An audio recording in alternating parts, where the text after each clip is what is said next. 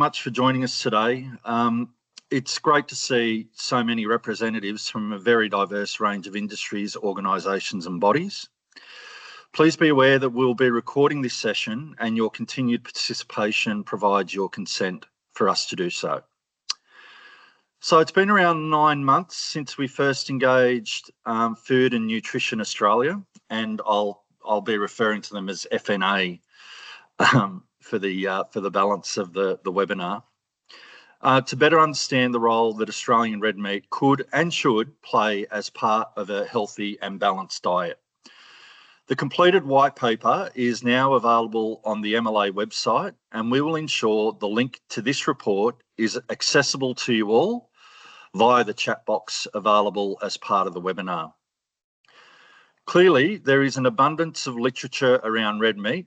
However, what the FNA team were able to do was link the importance of the nutrient properties of red meat to consumers across all life stages. We also tasked the FNA team to identify further research opportunities for red meat consumption across different consumer groups and different eating occasions. To that end, we'll also be sharing with you via the chat box a copy of an expression of interest call for proposals. If you believe you can play a role in participating in this further research, we'd love to hear from you after the webinar. And our details will be made available at the end of the webinar, so just jot those down. And one last housekeeping issue, we've allocated some time at the end of the webinar for some Q&A. So if you have any questions you'd like to ask, please pop them into the chat box and we will attempt to address these during Q&A. Rest assured, if we do run out of time, we will ensure that the questions are answered and shared with you via the email you use to register your attendance to this webinar. Now on to the meaty stuff. I'd like to introduce one of the authors of the report and today's presenter, Sharon Natali. Sharon is a visionary thinker, optimist, and author of the book, Food for a Better Future. Sharon is the Director of Food and Nutrition Australia, a business she founded in 1997 to provide food and nutrition advisory services to the food sector. As a passionate believer in the role organisations in the food sector can play to create a more sustainable future, in 2020, Sharon launched the Virtual Lunchroom, a platform for facilitating conversations and sharing perspectives about the future of food around a virtual lunch table. Sharon, thanks so much for your time today. It's been a real privilege to work with you and the Food and Nutrition Australia team. Both Angelica and, apologies, you'll hear me calling Angelica Gel. Don't be on the lookout for another person. Gel is the name that Angelica has adopted internally, so Angelica is Gel. So Gel and I are going to be asking a few questions of you with respect to the white paper, and we're very keen, as I'm sure everyone else in attendance is, to hear your thoughts. And with that being said, for the first round of questions, it's over to you, Gel. Thanks, John, and thank you everyone that has managed to jump on and take some time out of their very busy schedules. And yes, thank you, Sharon, for being here today as well. I'd really love to kick off today's session by starting the conversation around global health trends. So Sharon, I know you identified a number of key health trends throughout the paper. Can we maybe get some insights from you and your views around the three key trends, with the first being on obesity and overweight? Yeah, thanks, John. Thanks, Jill, and good morning, everyone, or afternoon or evening, depending on where you're joining us from. And thanks to MLA for the opportunity to work on this report. It's quite a big report, so today we're sharing some highlights from it. And there's a lot more to delve into if you're interested and able to get a copy of it. So yeah, starting with the big global health trends, because that gives us a bit of a context and an understanding about some of the key things that are of real importance to government and of course individuals. So no surprises that obesity and overweight comes into that. And that at the moment, 1 in 8 people around the world are affected by overweight or obesity, and that the predictions are that if current trends continue, that will reach half the world's populations by 2035. And since we completed the report, which was in December last year, a major review of trends and looking into the future in terms of prevalence of overweight and obesity was published in The Lancet just a couple of months ago. So I thought I'd share a couple of graphs from that just to show, I think, for some of the people who are online today might be interested in terms of particular markets, or I guess particular countries that are most affected and where the growth has been, I guess, particularly prevalent. So this is the graph showing trends around adult obesity across the globe. You can see the different regions, particularly highlighting the significant growth in North Africa and the Middle East.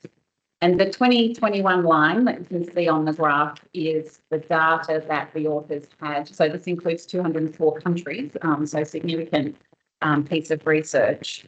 That's 2021 is the time they had the data up until, and then predictions are from that point forward. So that North America, Middle East area has had the greatest growth in terms of prevalence this century. And you can see, I guess, looking back where the graph crosses over, around that kind of between 2000 and 2010 in terms of also Latin America, the Caribbean, these areas overtaking high income and Central Europe regions.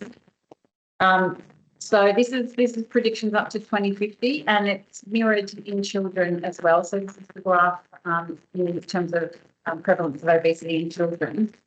Because Australia sits in the Oceania region, and one of the differences between adults and children that I'll just point out is that the growth in obesity in children in this age group has been greater in that Southeast Asia, East Asia, Oceania area relative to the growth in adults in that area.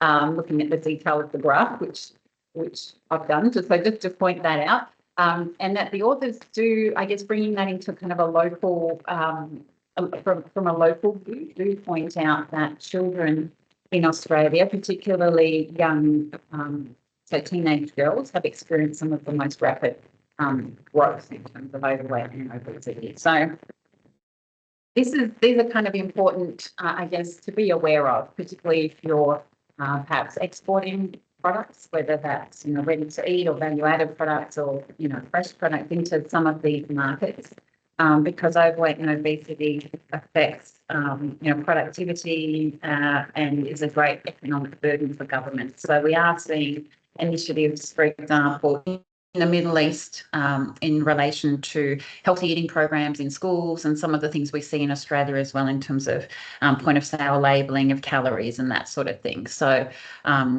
that's one of the key, I guess, from a global perspective, one of those key health issues that we're facing. Thanks, Sharon. Yeah, look, there's some certainly concerning statistics that you're highlighting there. What about diet-related diseases? Can you tell us a bit more about that trend as well? Yeah, so poor diet accounts for around 1 in 5 deaths globally each year, and of course it's a modifiable risk factor because it's something that we can, in terms of our diet, we can make different choices as individuals, but also from an industry perspective, it's about what's accessible for people, what's affordable, what's available. So those two things. And when we talk about diet-related diseases, we're talking about things like heart disease, stroke, type 2 diabetes, certain cancers and so on. And so we continue to see, growth in those areas because of the quality of the diet in particular.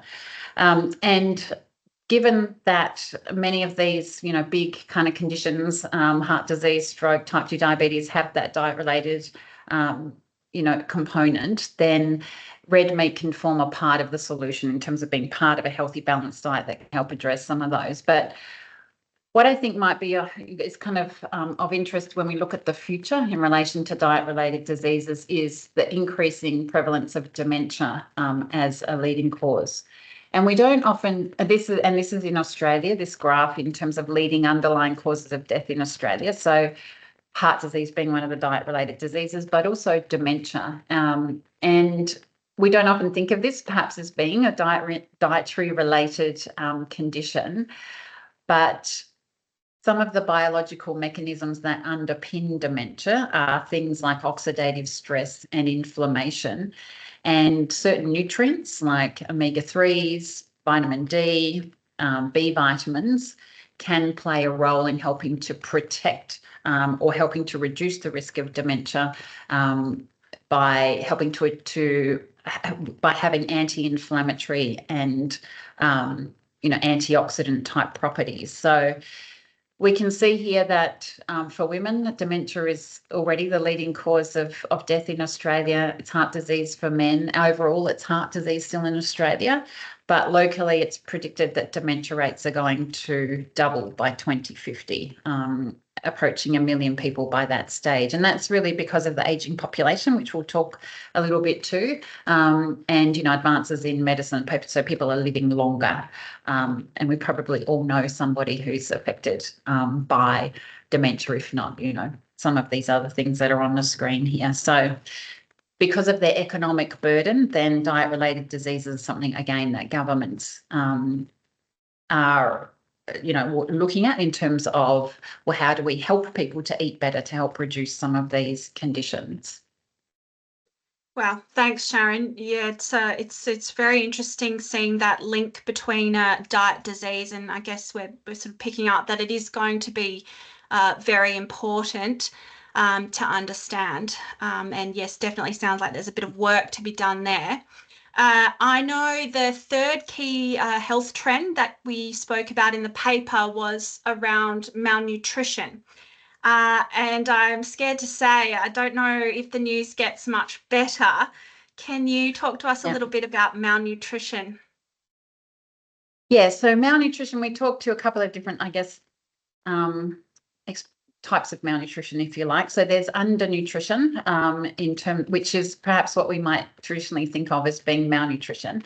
Undernutrition is where somebody's not getting enough calories and, just not enough food, so not enough calories, not enough nutrients, which results in things like wasting or stunting, underweight. And around 309 million people globally are affected by undernutrition.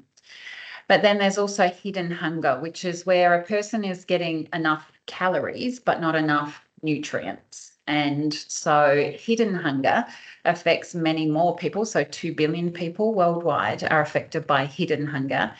And that's independent of weight. So you can be any weight and be affected by hidden hunger.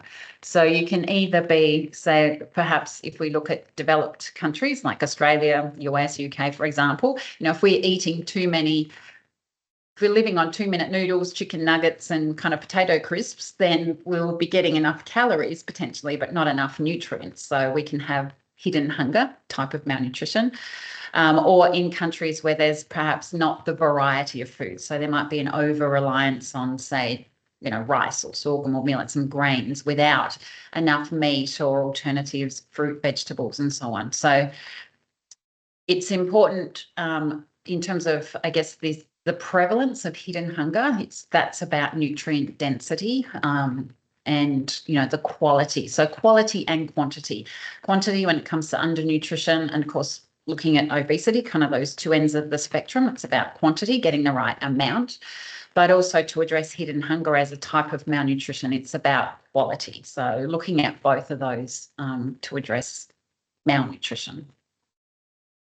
Amazing. Thanks, Sharon. I'm hearing that there may be some good news on the horizon, because I know you also identified some recommendations in the paper. Can you maybe give us some thoughts around some of the things that we can start to work on to address some of these concerning trends? Yeah, so I guess there's probably 3 things. There's a lot of recommendations in the paper, so people can go to that and I guess what we aim to do is really provide a lot of thought-provoking, I guess, observations, recommendations and implications that people can take further.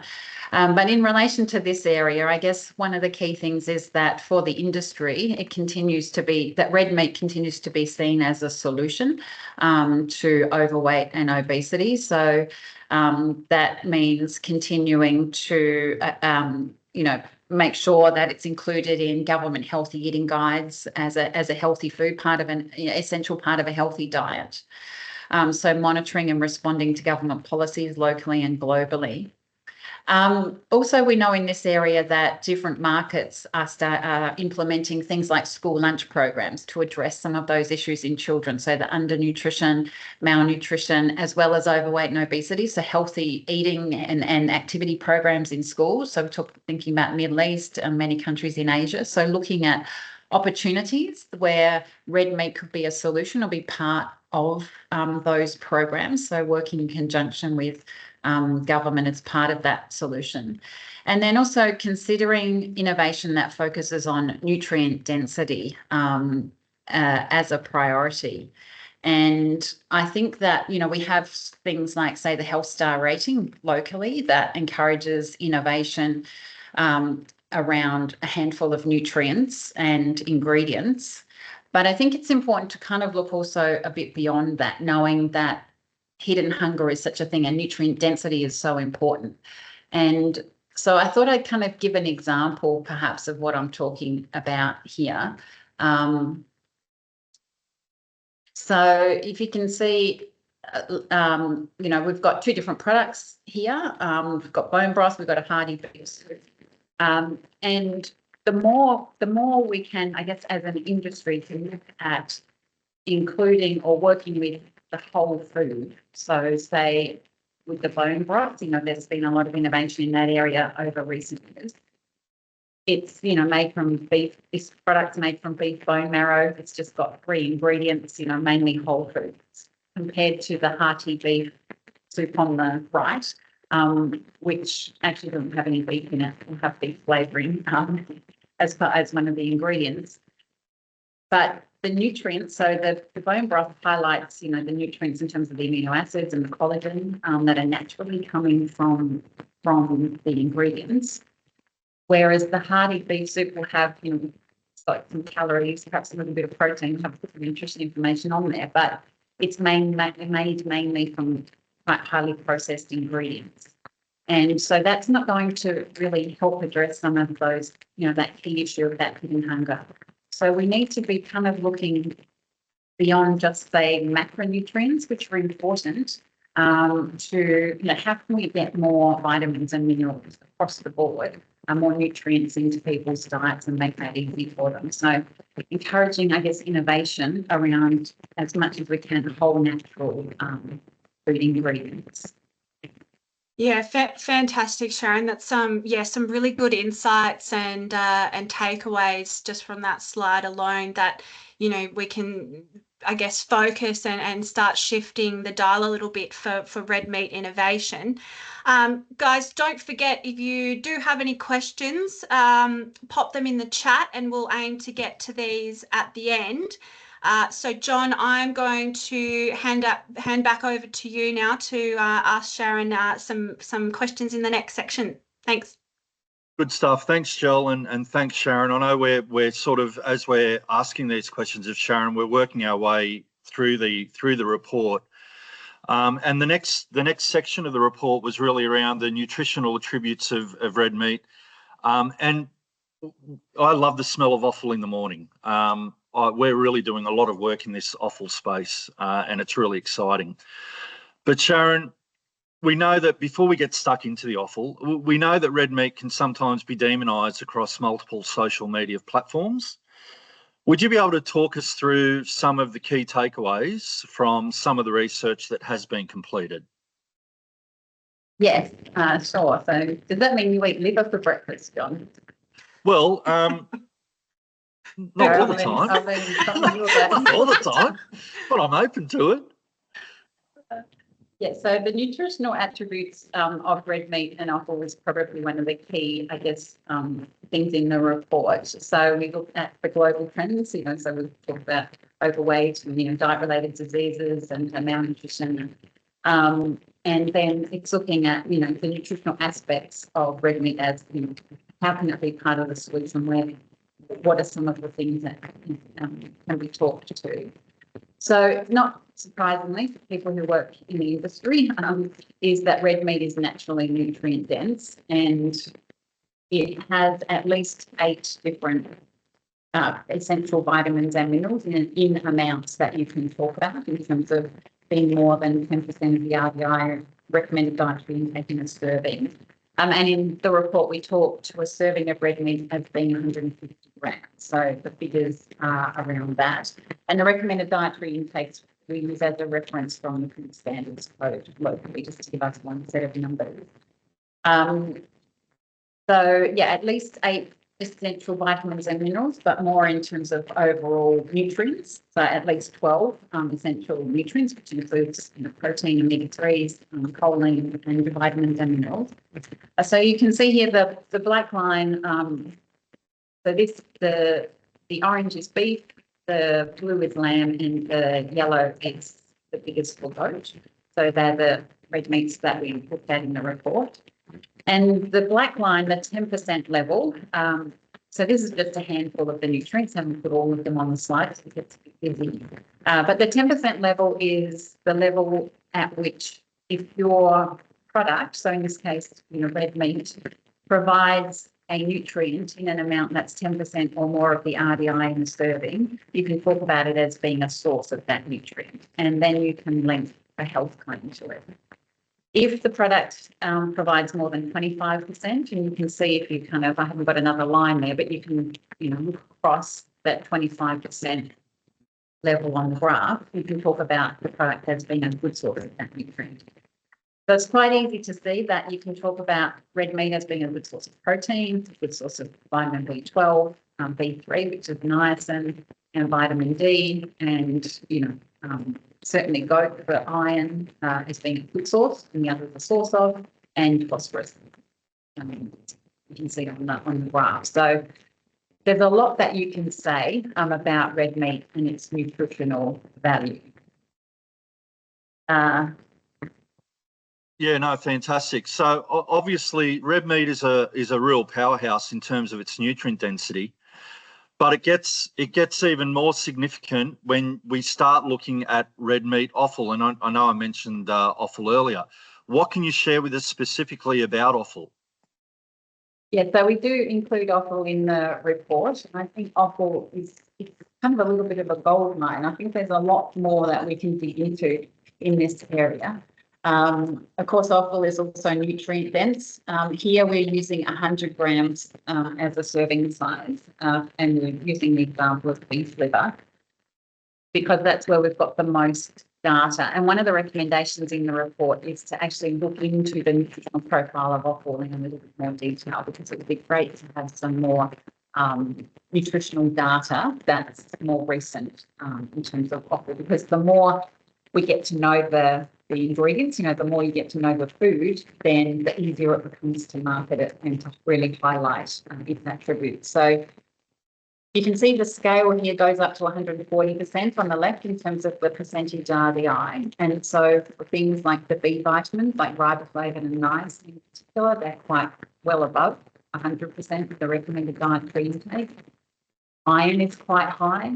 We haven't put long-chain omega-3s, vitamin A and vitamin B12 on the graph because it just, the scale shoots up because, for example, vitamin B12 is so high in liver, it's 42 times the recommended dietary intake.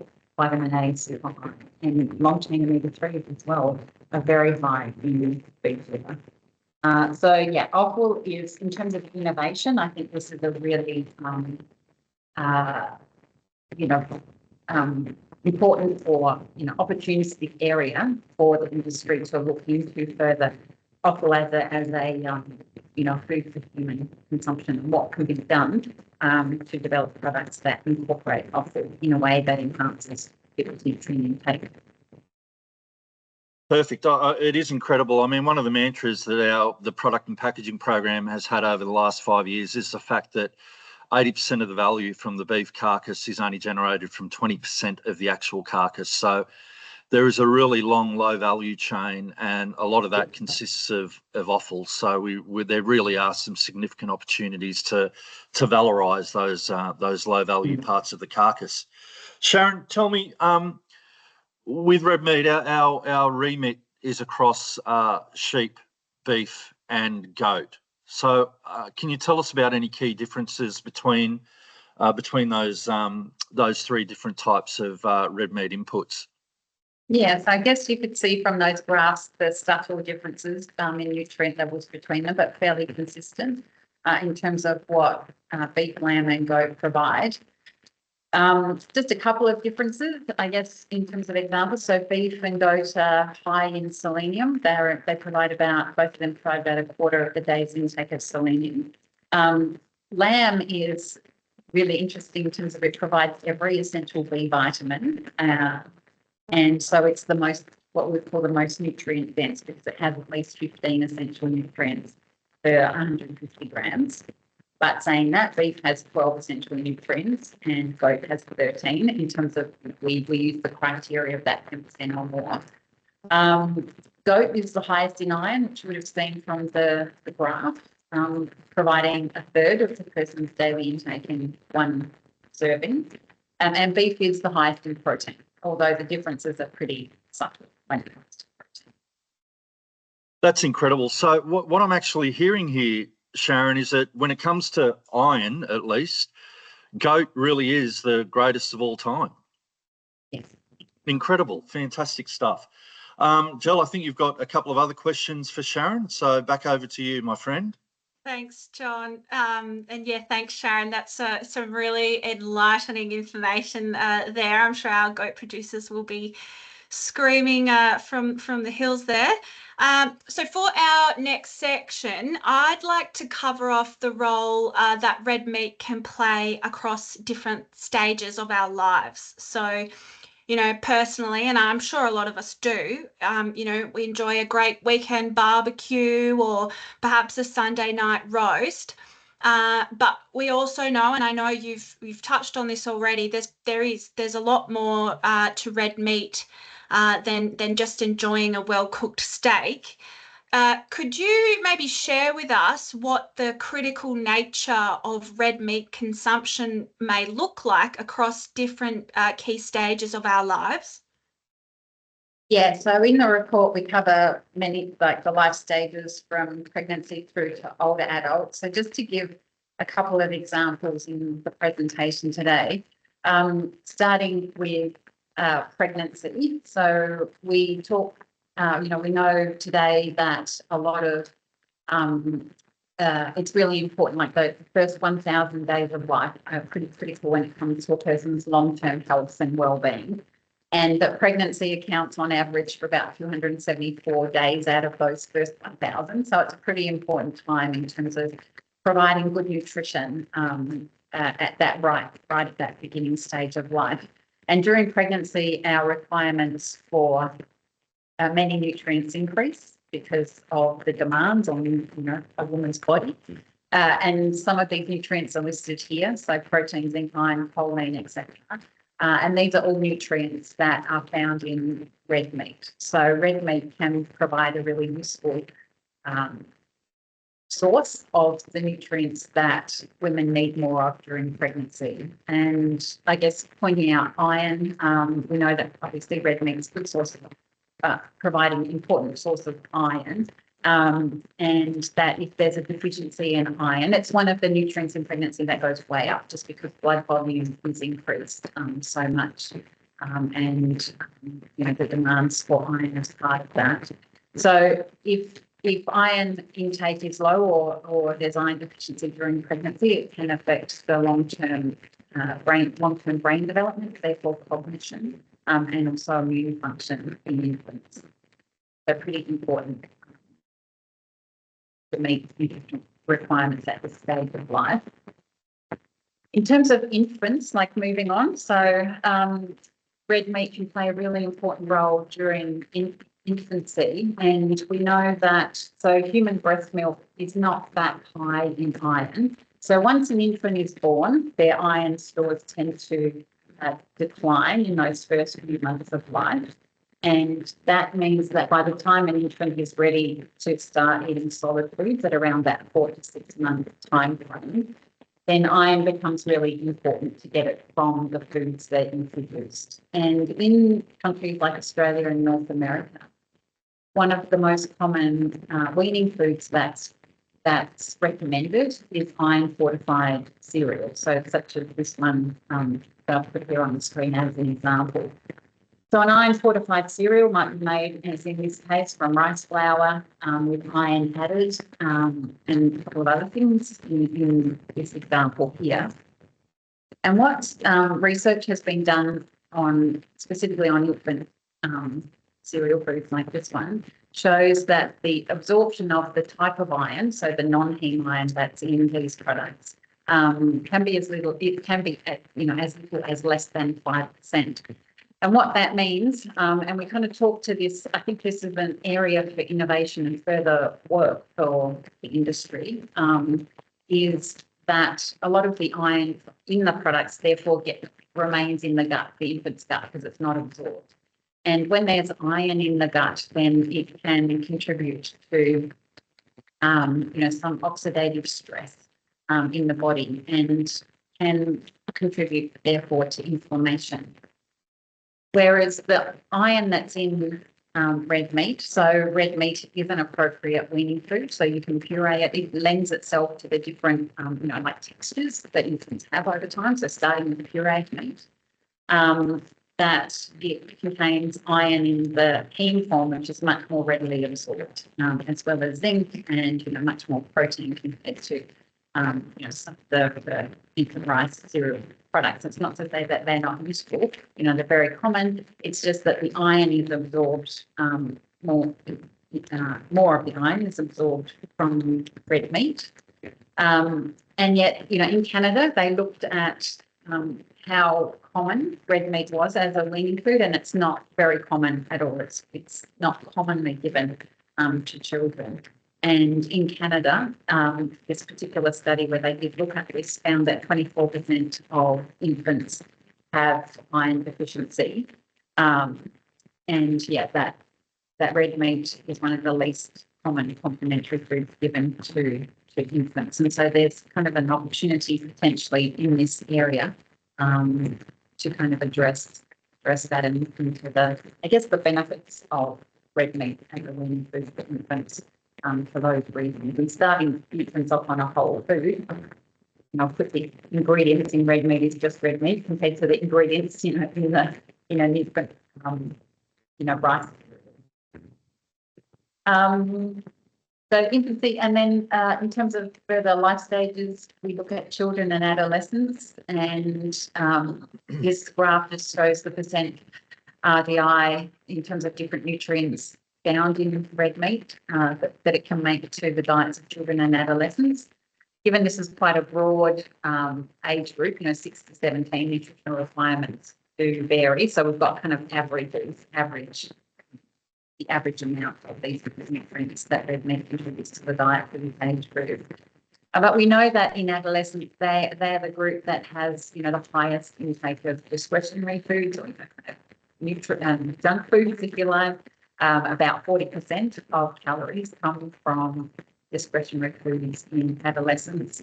And they're also dealing, commonly like mental health kind of is a big issue in adolescents, mood, stress, eating disorders, all those kind of things. So nutrients like the B vitamins help with energy, help to, niacin helps to reduce fatigue. B12, again, for energy. It's really important. Vitamin D, vitamin D deficiency is relative, is around kind of 1 in 4, 1 in 5 adolescents. So, red meat can make a significant contribution to helping improve nutrient intake, which is important for growth, development, school performance, sports performance, etc. Thanks, Sharon. Yeah, I mean, it's certainly interesting. We're seeing a lot of those fortifying or targeted products that, I'm hearing that, red meat could or even should be playing a significant and functional role in. So it's certainly very thought-provoking. Sharon, tell me, what about some of these trends that we're seeing with consumer behaviours, and can you tell me what impact this is having on red meat consumption?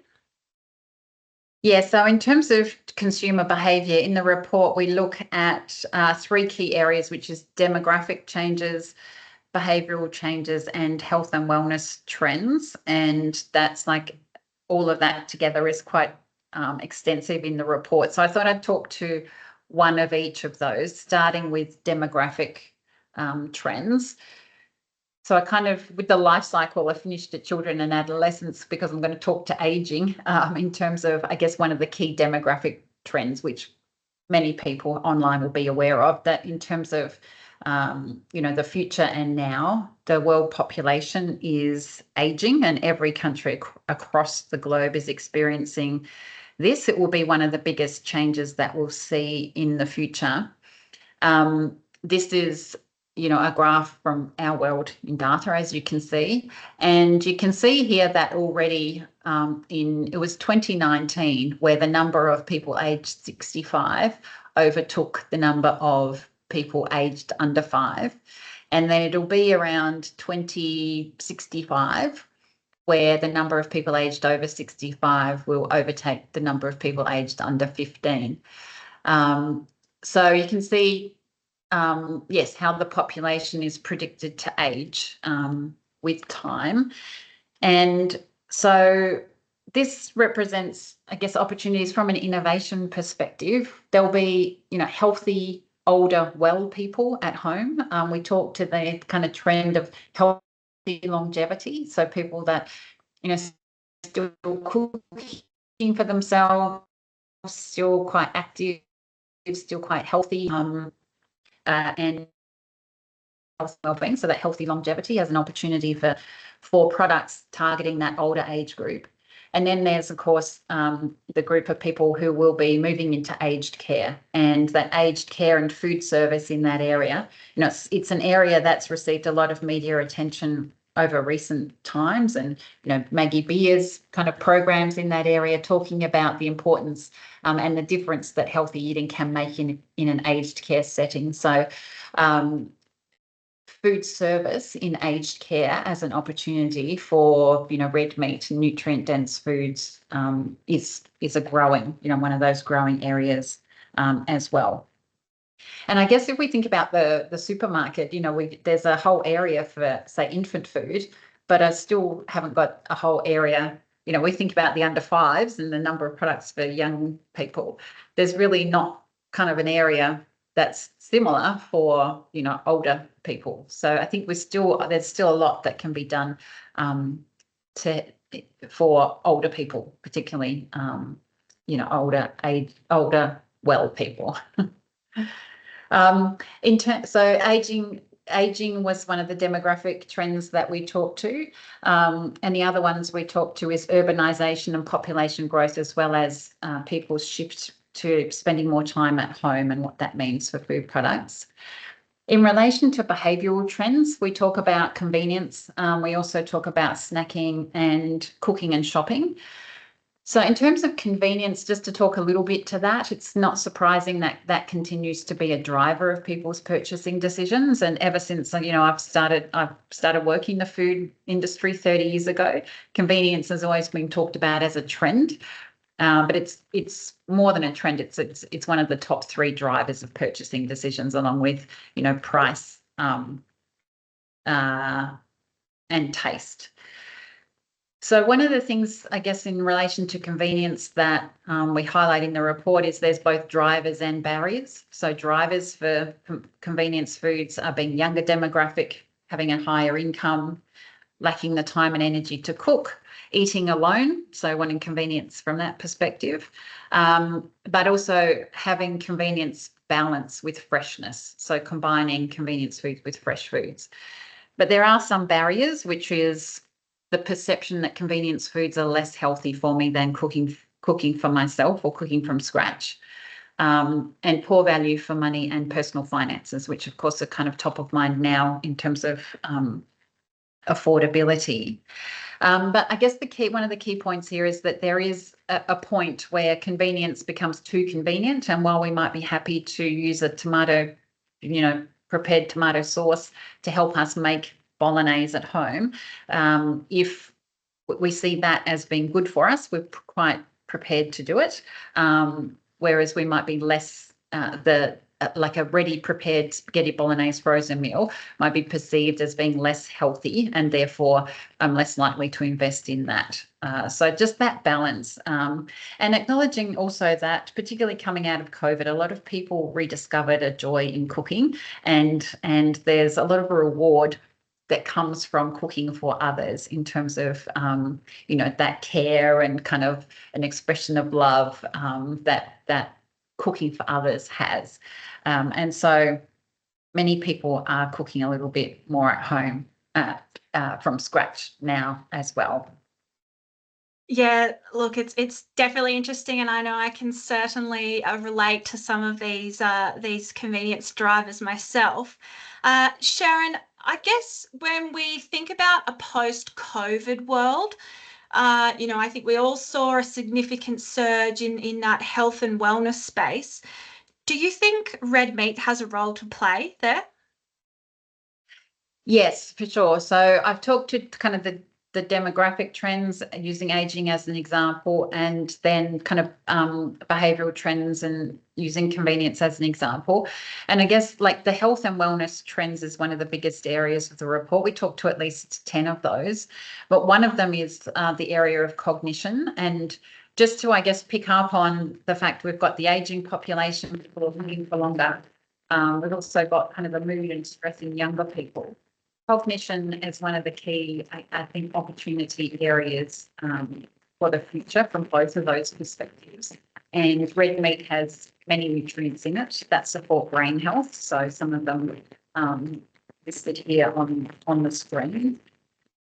And cognition and brain health is a key area of research as well. So there's an emerging field of nutritional cognitive neuroscience, where they're mapping different brain types, and we have discovered that what they call a delayed brain aging phenotype, have mapped that with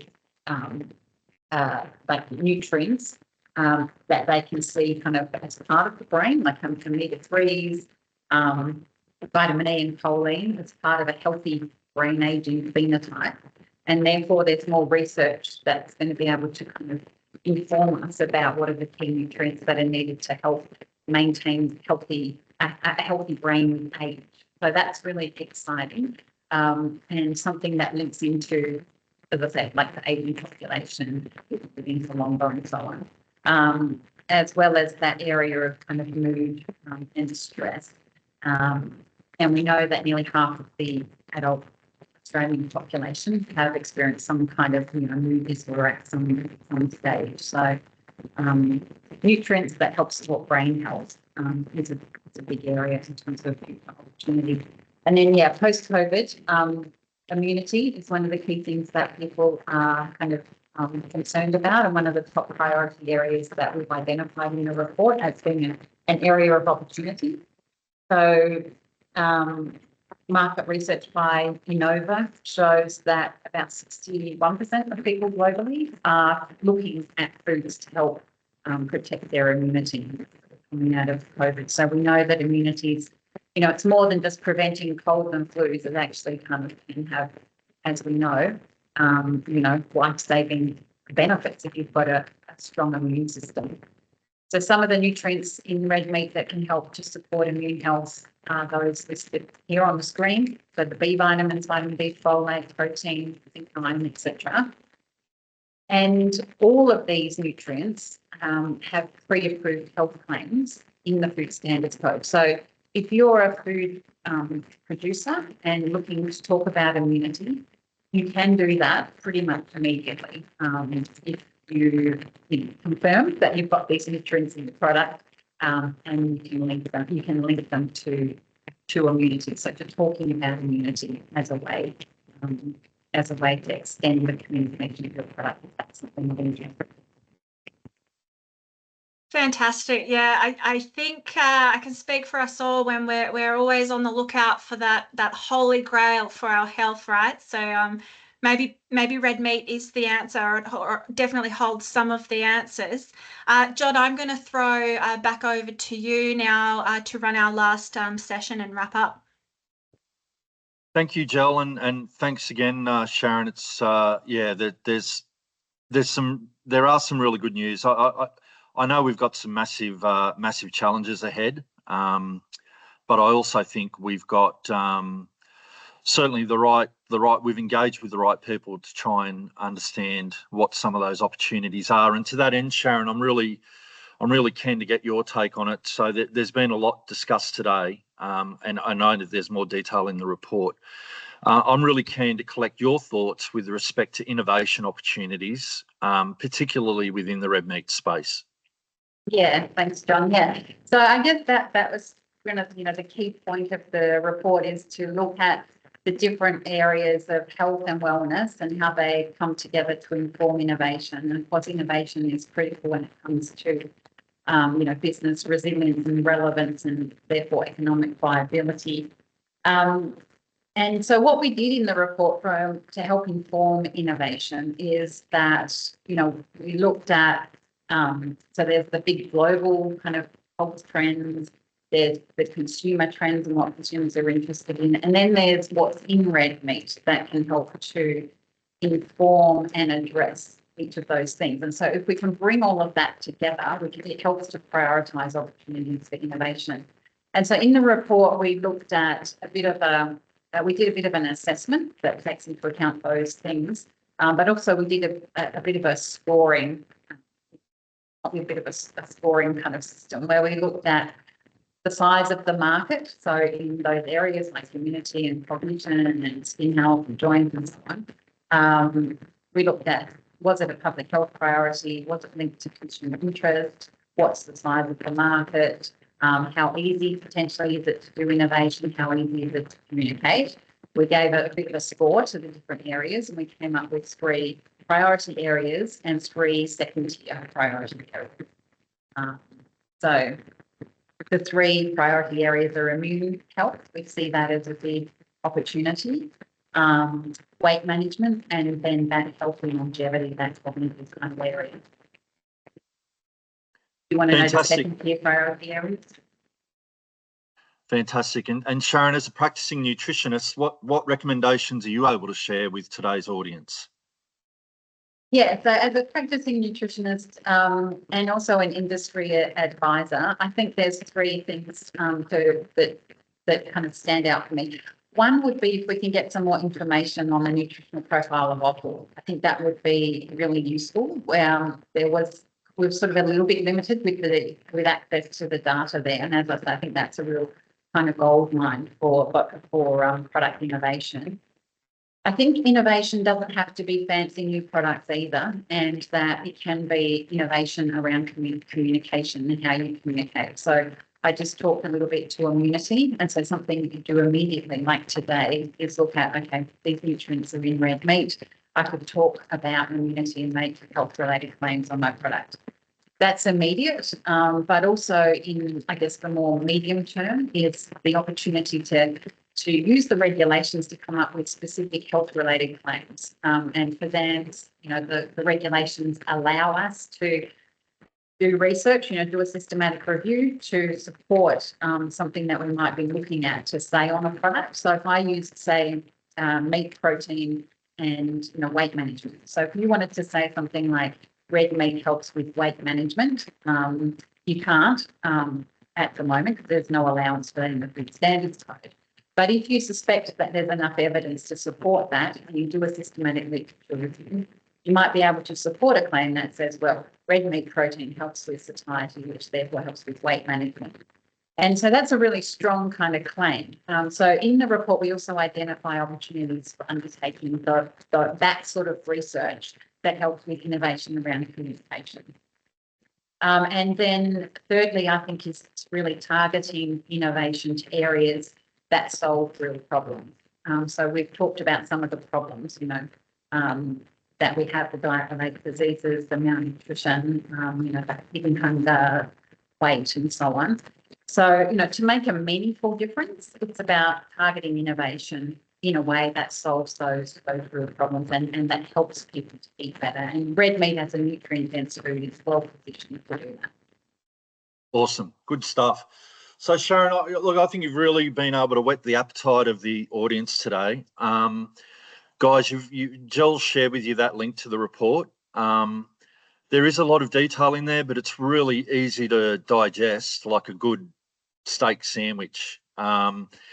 So please take the time to download the report. The quality of the insights and the findings from the F&A team is fantastic and very easy to read.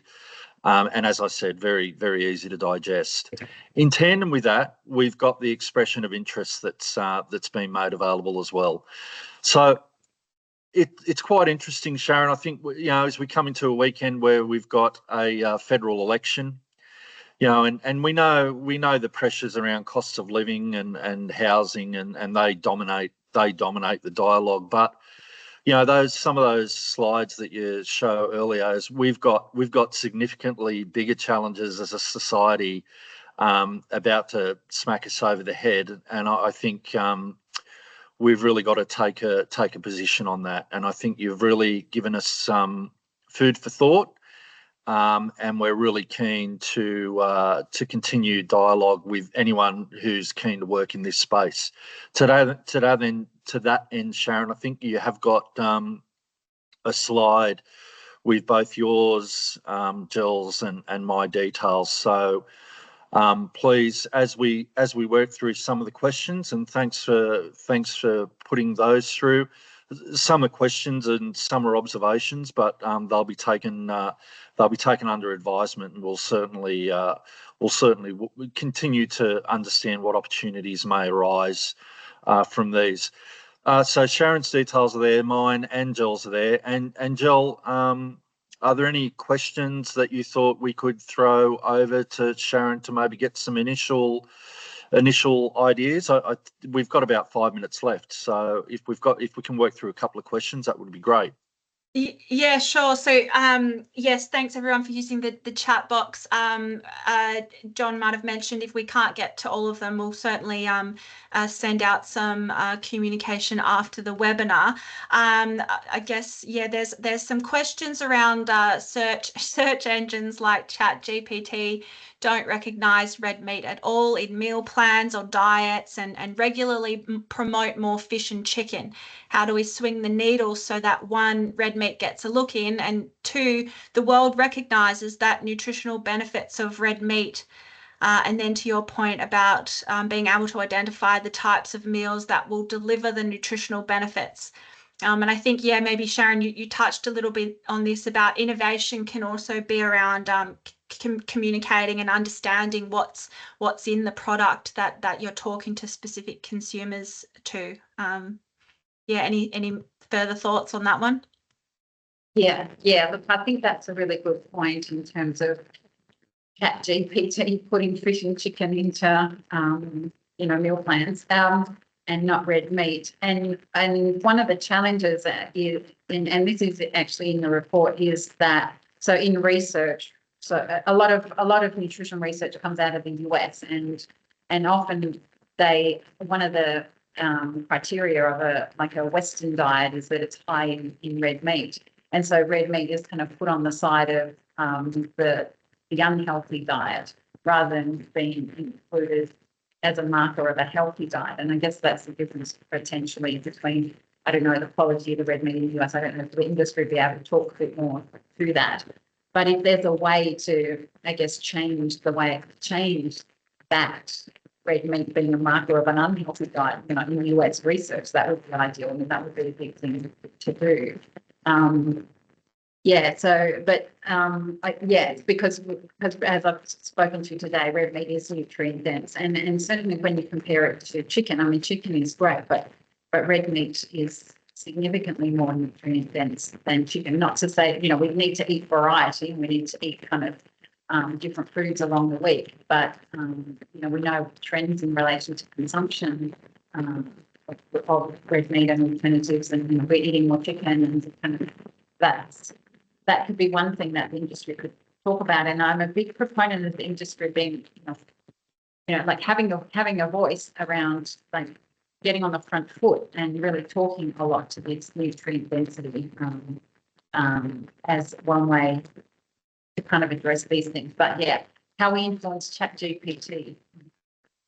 Not sure, neither AI expert, but we can train ChatGPT, can't we? Can't train. Yes, we'll have to change the algorithm maybe. but you're right. Also, it's about creating new narratives around red meat consumption as well. So I really like what you've introduced there. There's another question here, Sharon. School meals are certainly getting a lot of attention globally. Nutrition is the primary focus, but food safety needs to be addressed too, especially in developing economies to prevent foodborne illness. How can nutrient-rich red meats, offal, be incorporated into school meals, both costly and from a food safety perspective? There's quite a few. There's probably a few parts to that as well. But any initial thoughts? I've got some on some of the tech interventions that may be available to make those products food safe. But have you got any ideas as well? Yeah, I guess from a food safety perspective, that's probably not so much my kind of area of expertise. So if you've got kind of something to add there from a technical perspective, I guess it's like looking at what format these markets would, locally, what are the foods, how is red meat and offal being consumed, how would it most likely complement people's diet and fit in a way that makes it enjoyable and likely to be eaten. Yes. Yeah, no, good call. So certainly some of the interventions that we've done work through, such as high pressure processing, we've done high moisture extrusion, we've done freeze drying, we've done spray drying, and these are all technical interventions that help maintain the nutrient density, but provide offal and in fact protein into a different format, which can potentially be used as a fortifying ingredient. So, look, again, there are ways of tackling this, and by all means, please feel free to reach out if you've got some further ideas around that. I think so, we Jill, are. Yeah. I think we're dead on. We haven't answered all questions, but we will endeavour to do that, and we'll get back to you on those on the emails that you used to register for participation in today's webinar. Sharon, thanks again so much. Loved working with the FNA team, and you've delivered a fantastic report that you and we can all be proud of. Jill, I know you've done a mountain of work with the team in pulling this together. So thank you for your assistance in pulling that information together. A big chunk of work. Thank you all for participating today. Great to have you all on deck. And as I said, hopefully we've given you plenty of contact details if you want to ask any questions, and please feel free to do so afterwards. And Jill, I think with that being said, we'll sign off. It's exactly midday. It's time for all of you guys to go out and grab a steak sandwich for lunch. Have a fantastic day, rest of the day and rest of the week.